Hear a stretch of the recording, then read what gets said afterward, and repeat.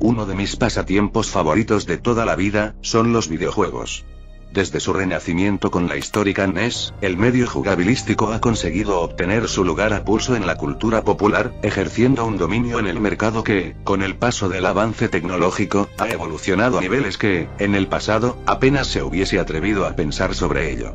Siendo este el caso, tiene sentido que innumerables propiedades intelectuales hayan querido adquirir un poco de su éxito, tratando de ingresar a su mundo mediante el rótulo de videojuegos licenciados. Evidentemente, Ruby no podía quedarse atrás. Esta serie web ha destacado, entre muchas otras cosas, por su atractivo aspecto visual en lo que respecta a las batallas y enfrentamientos, energéticos y entretenidos a más no poder, con un sinfín de personajes manipulando toda clase de armas, tanto de fuego como blancas, para derrotar a sus adversarios. Por esta misma razón, uno podría imaginar que esos aspectos podrían ser aprovechados a la perfección para todo tipo de videojuegos, muchísimos, en realidad. Por desgracia, en este tiempo, se halla una verdad desgarradora. Sí, más allá de los extintos títulos móviles, Ruby ha incursionado en el mundo del gaming. Por ejemplo, Grim Eclipse adaptó una práctica enfocada en el hack and slash, con una trama completamente original, cuya edición definitiva salió para la Nintendo Switch hace relativamente poco, y del cual, si les interesa, Bekasi realizó toda una reseña del mismo. Otro caso es el de Arrowfell, una propuesta de aventura con elementos Metroidvania, con escenas animadas por el mismo estudio, que ayudan a sumergir de lleno al jugador en la experiencia. Sin embargo, a pesar de lo bien recibidos que fueron estos juegos, considero que ninguno de los dos le hacen justicia a todo el material que presenta la saga, quedando un tanto obsoletos e insuficientes frente a otras sagas famosas y queridas. No en balde, el vasto mundo de las cazadoras obsequia un potencial inigualable, el cual, en las manos adecuadas, podrían marcar un antes y un después en la franquicia, modificando la percepción que se tiene de su mundo a través de este formato. Por esta razón, lo que se enfocará esta vez, serán en mis ideas para distintos modos y géneros de los que se podría nutrir el universo de Ruby y sus amigas, y de qué manera podrían funcionar adaptando las mecánicas al modo de combate y armamento que se enseña. Y no, por si existe la curiosidad, no se hablará sobre un simulador de citas, ya que le tengo miedo al éxito. Sin embargo, la comunidad de fanáticos se encargó de desarrollar un fangame del estilo, con una historia completamente original y separada del canon de la serie, llamada Sonata of Fire, un título muy recomendado si les llama la atención. Si bien, por esta ocasión, me abstendré de hablar de él, les sugiero que tomen su joystick, o su teclado, y sean los beta testers de las siguientes propuestas. El primer ejemplo será excesivamente sencillo de exponer, ya que su deseo por la fanaticada hizo tanto furor en las redes sociales, que los propios dueños de la marca se pronunciaron al respecto. Como no podría ser de otra manera, el género al que se está refiriéndose es al de peleas. Francamente, al mantener un enfoque directo en la acción, resulta llamativo el que jamás se haya propuesto un videojuego de combate, donde se podrían seleccionar distintos personajes, con toda clase de combos variados y diferentes dependiendo del usuario, cuya barra de salud representaría su aura, y siendo poseedores de movimientos especiales que, de conectarse, provocarían un daño devastador a su enemigo. Por ejemplo, uno donde Ruby active sus ojos plateados mediante un rayo de energía difícil de evitar, Penny activando sus poderes, como se vio en el primer volumen, Oscar, quien le daría permiso a Ozpin para que controle su mente, dotándole de mayores capacidades ofensivas, y de velocidad.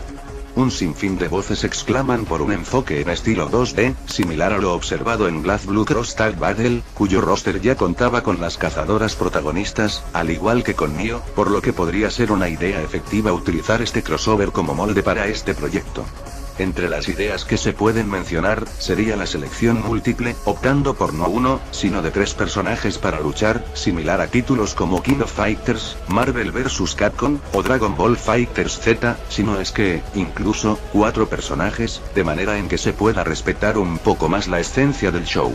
Pero, sin dudas, lo que más estaría maravillado de ver, sería una serie de diálogos introductorios, lo equivalente a juegos como Mortal Kombat, o el polémico Injustice. El simple hecho de imaginar cómo sería ver a Raiden y Iron Man, Pyrrha y Hassel, o Adam y Winter, ya sería motivo suficiente para poder afirmar que se compensaría el precio del título. Sin embargo, aquí no acaba esta sección. Otro estilo de juego que se podría aprovechar a la perfección, conociendo el modo en el que se desarrollan los conflictos bélicos en la franquicia, sería una visión más cercana a la saga Ultimate Ninja Storm, de Naruto, o a Digi no Kami Chronicles, de Kimetsu no Yaiba.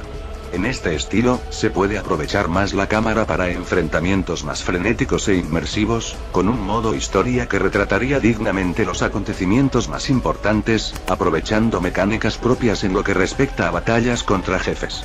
No sé ustedes, pero podría imaginar, con lujo de detalles, poses como el robot de Roman del segundo volumen, o el mecha gigantesco de Caroline, donde se tomaría el papel de las personajes principales, suministrando de forma inteligente los recursos para triunfar. Si bien este modo de jugar podría no ser lo que uno pensaría en una primera instancia, ciertamente las luchas serían un buen caramelo para los ojos, donde el armamento podría contar con un protagonismo muy superior al de las dos dimensiones. Aunque, para hablar sobre armas, lo mejor será viajar al siguiente concepto. No podría ser de otra manera. Si los pedidos no se exhiben del lado de los enfrentamientos tácticos, un hack and slash suele ser la segunda opción. ¿Y para qué llevar la contraria? Absolutamente todo lo que posee Ruby otorga una visión casi infinita para un videojuego de tales magnitudes, desde combates desenfrenados, pasando por escenarios con hordas adornados por enemigos listos para la acción, y, por supuesto, una infinidad de armamentos para utilizar. Como se hizo mención en el pasado, en la actualidad, lo más cercano a aprovechar esta idea es Grim Eclipse, el cual añade ligeros toques de RPG en lo que respecta a la mejora de las armas. El problema con este videojuego es que, pese a ser muy recordado y, hasta ciertos niveles, querido por la comunidad, los años le pasaron una factura demasiado colosal a este título, con gráficos que, hasta para la versión remasterizada, se manifiestan como terriblemente anticuados, además de encontrarse en una posición más limitada de la que uno pensaría, al únicamente valerse de las 4 protagonistas junto al equipo Juniper para poder avanzar, sin poder deleitarse con el arsenal tan magnífico y divertido con el que se podría aplicar. Es por este motivo que, lo principal de esta secuela espiritual de Grim Eclipse sería arreglar su escasa escala de armamentos, amonestándose más allá de los clásicos objetos del equipo Ruby. Una idea que se me ocurre, sería que, de algún modo, el grupo deba adaptarse a otro estilo de acción, probando diferentes armas que consigan tras cada victoria, o hasta podrían llegar a tentar a la suerte con los equipamientos de distintos personajes a lo largo de la saga, en lo que, tal vez, sería la planeación del villano de turno, clonar todas las armas conocidas para obtener el máximo poder. Así, Ruby podría irse mediante las tácticas ofensivas, Wise, por las defensivas, Blake por las de distancia, y Jan, como no, por armamentos que requieran el uso de sus puños, como los míticos guanteletes de Devil May Cry.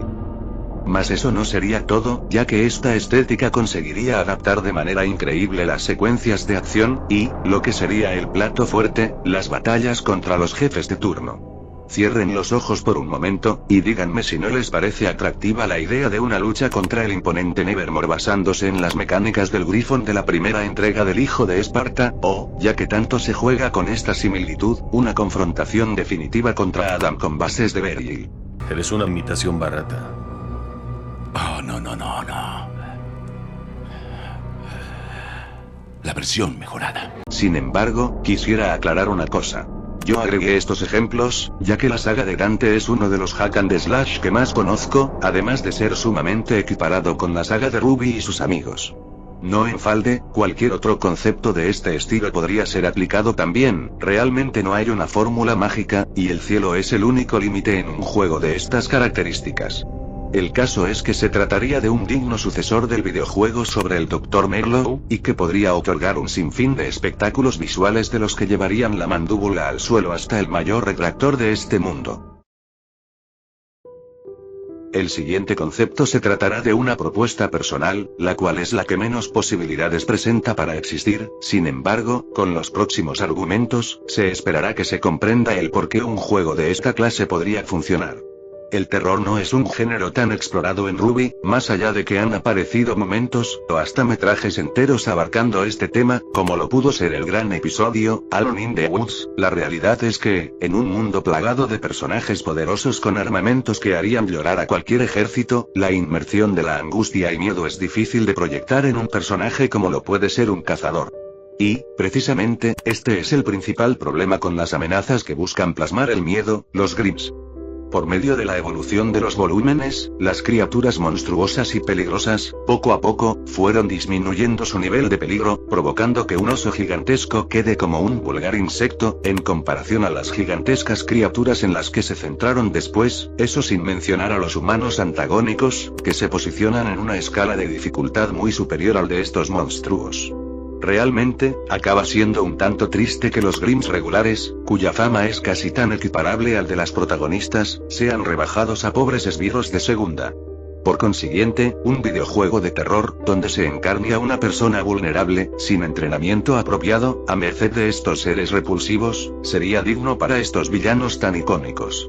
La idea es sencilla, colocar en ambientes abiertos y oscuros, sin ninguna clase de acompañamiento o defensa, un Grimm diferente por cada nivel o etapa, requiriendo de escapar de ellos y de rezar por no ser descubierto. El mítico juego, Alien Isolation, es el ejemplo que mejor se le viene a la cabeza a su servidor para explicarlo en términos prácticos. En cuanto a quién podría ser el protagonista, si bien se podría sugerir la opción de un ciudadano normal y corriente, se puede sugerir otra alternativa. ¿Recuerdan aquella anécdota que Jan le contó a Blake en la segunda temporada?